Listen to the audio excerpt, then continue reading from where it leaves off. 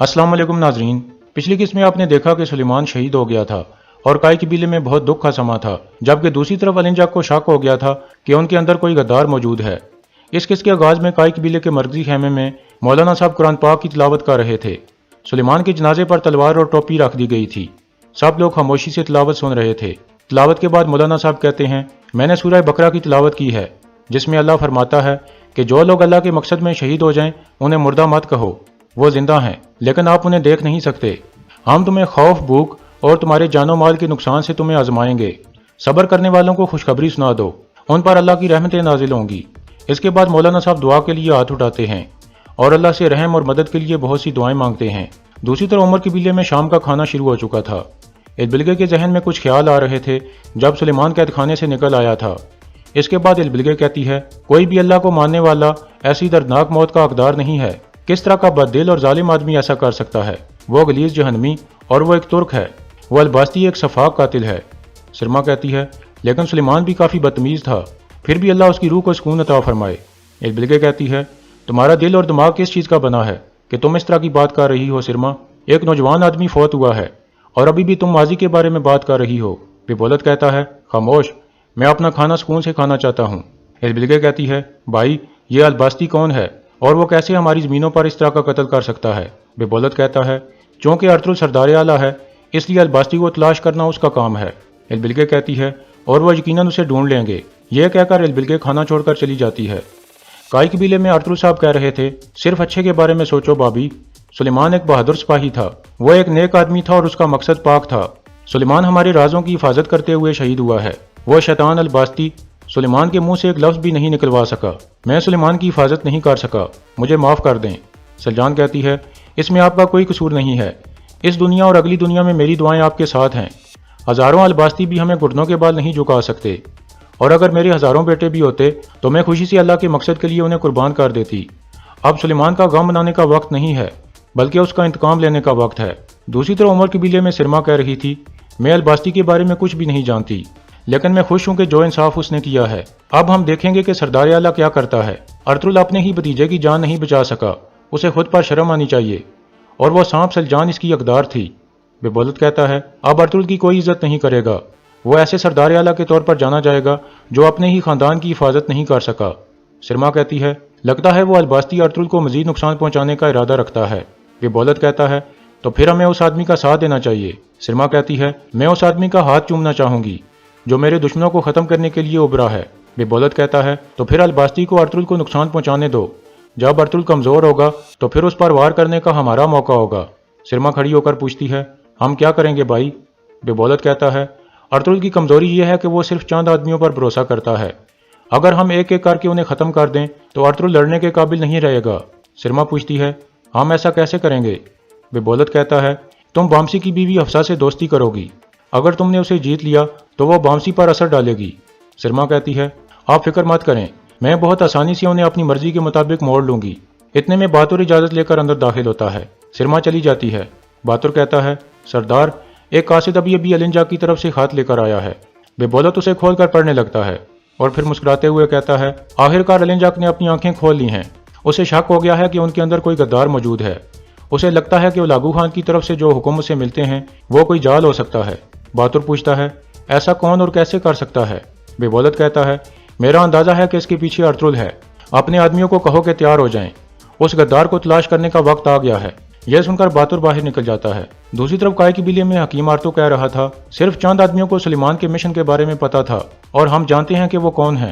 तुर्गत कहता है, अलिंजाक ने हुक्म दिया होगा और अलबास्ती ने उसके हुक्म पर यह काम किया होगा।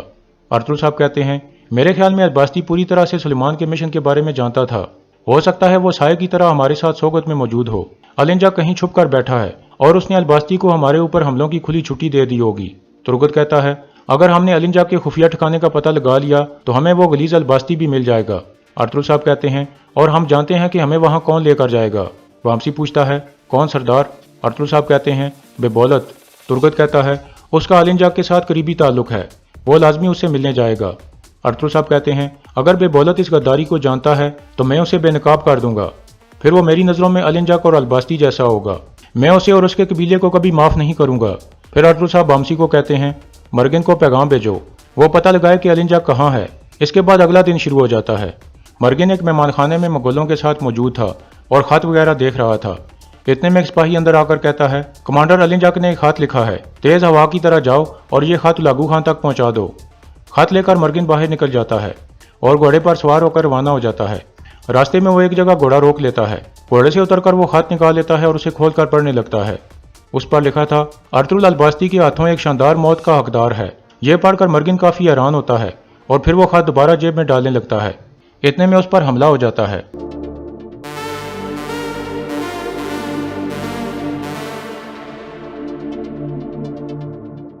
फिर बेबौलत कहता है, अली जक का खत तुम किसकी तरफ ले जा रहे थे? मुझे बताओ ताकि अल-बास्ती जान सके। क्या तुम इसे अर्तुल के पास ले जा रहे थे? मर्गिन कहता है, मेरे करीब आओ, मैं तुम्हारे कान में सरगोशी करूंगा। बेबौलत अपने आदमियों को इशारा करता है।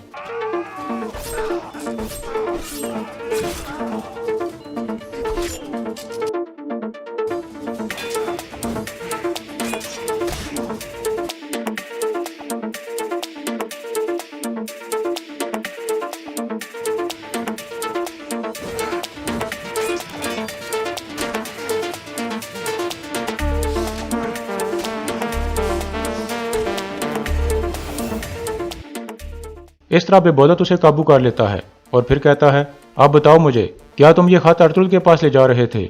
बोलो ताकि मैं तुम्हें जल्द मौत दे सकूं। मर्गिन कहता है, मुझे अफसोस है कि मैं तुम जैसे सफाक कातिल की मौत नहीं देख सकूंगा। यह सुनकर बेबौलत उसे मुक्का मारता है जिससे मर्गिन बेहोश हो जाता है। फिर बेबौलत अपने आदमियों को कहता है, इसे बांध दो, इसने कमांडर अली जक और मुझे बहुत कुछ बताना है।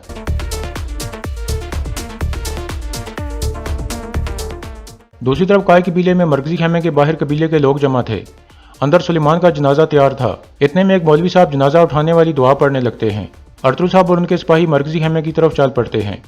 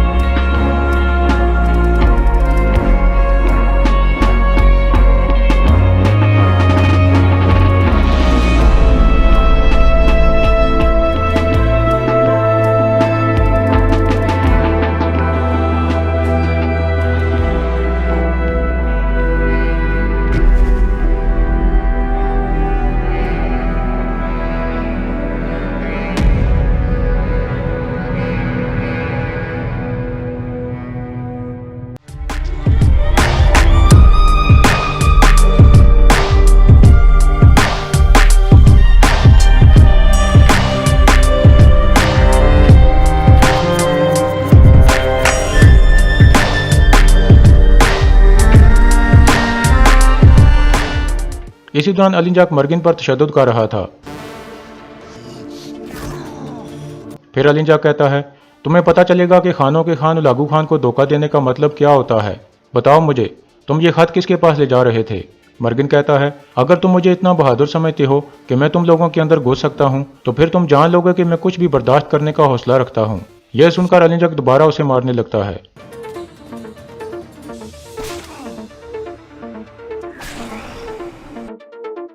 फिर मर्गिन कहता है, तुम आहिस्ता आहिस्ता मौत की तरफ चल रहे हो अली जक, तुम सब मरोगे। अली जक हंसते हुए कहता है, यह तुम्हारे दिमाग में किसने डाला और उलागू खान के खत तब्दील करने का तुम्हें किसने कहा था? क्या वो अर्तुल था?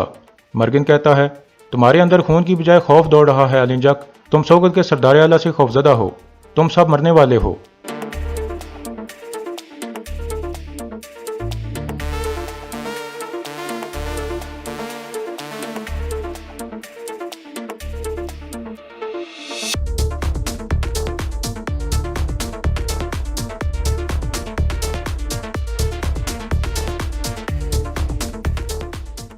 दूसरी तरफ सुलेमान को दफना दिया गया था।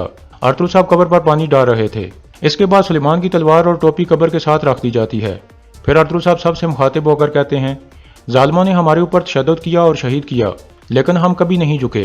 गद्दार हमारे अंदर घुसे और हमारी पीठ में खंजर घोंपा, लेकिन हम नहीं गिरे। जो हमें डराने की कोशिश कर रहा है उसे जान लेना चाहिए कि हम शहीद होने के लिए तैयार हैं। हमारा हर शहीद वो पानी है जो हमारे मकसद को जान देता है। मैं कसम खाता हूं कि अगर हमने गद्दारों से इंतकाम ना लिया तो मैं अपनी ही तलवार से कट जाऊं। इसके बाद वो सब पुरजोश नारे लगाने लगते हैं।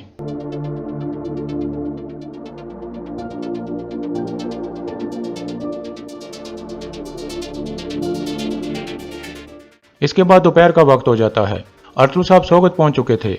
हकीम अर्तु कहता है, अलिंजाक ने कहा था कि वो चला जाएगा, लेकिन अगर वो यहीं है तो उसे ढूंढना बहुत मुश्किल होगा। अर्तुल साहब कहते हैं, हमें मर्गिन के जरिए उसके ठिकाने का पता चल जाएगा।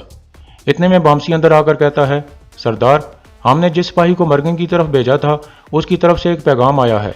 मर्गिन उससे मिलने नहीं आया। फिर अर्तुल साहब के जहन में एक ख्याल आता है जिसमें मर्गिन कह रहा था, अगर मैं मुलाकात वाली जगह पर ना आ सकूं और आपको मेरा कोई निशान ना मिले तो इसका मतलब होगा कि मैं पकड़ा गया हूं सरदार। फिर मैं शहीद होने के लिए तैयार हूँगा।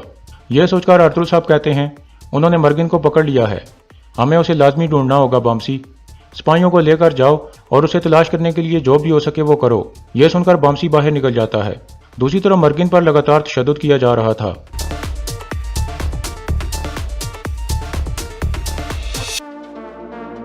फिर अलिंजाक कहता है, तुम्हारी वजह से मेरा कोड़ा खराब हो रहा है। अगर तुमने मुंह ना खोला तो मैं तुम्हारी खाल से अपने लिए एक नया कोड़ा बनाऊंगा। अब मुझे बताओ, अर्तुल ने कैसे तुम्हें मेरे खिलाफ किया? मर्गिन कहता है, तुम गलत घोड़े पर रस्सी फेंक रहे हो अलिंजाक। मेरा अर्तुल के साथ कोई ताल्लुक नहीं है और मैं मंगोल भी हूँ। अलिंजाक कहता है, तुम एक गंदे गद्दार के अलावा कुछ भी नहीं हो। तुमने हमारे साथ मिलकर पूरी दुनिया पर हुक्मरानी की होती, लेकिन तुम बेवकूफ़ उनकी खिदमत में लग गए। लेकिन मैं बेवकूफ़ नहीं हूँ जो तुम्हारे झूठों पर यकीन करेगा। इसके बाद वो दोबारा मर्गिन को कोड़े मारने लगता है। फिर अलिंजाक कहता है, अगर तुमने मुझे बाकी गद्दारों के बारे में बता दिया तो मैं तुम्हारी जान बख्श दूंगा। मैं हमेशा तुम जैसे मजबूत आदमी को इस्तेमाल कर सकता हूँ। मर्गिन मुस्कुराने लगता है और फिर कहता है, जानो ज्यादा और बोलो कम, मेरा अर्तुल के साथ कोई काम नहीं है। अलिंजाक कहता है, तुम मुझे बताओगे कि अर्तुल को तुमने कौन से खत दिए हैं? फिर वो सिपाहियों को कहता है, खोल दो इसे, हम इसे चीते के मुंह में ले जा रहे हैं, वहां हमें कोई तलाश नहीं कर सकेगा। मैं इसके बोलने तक इस पर तशद्दुद करूंगा।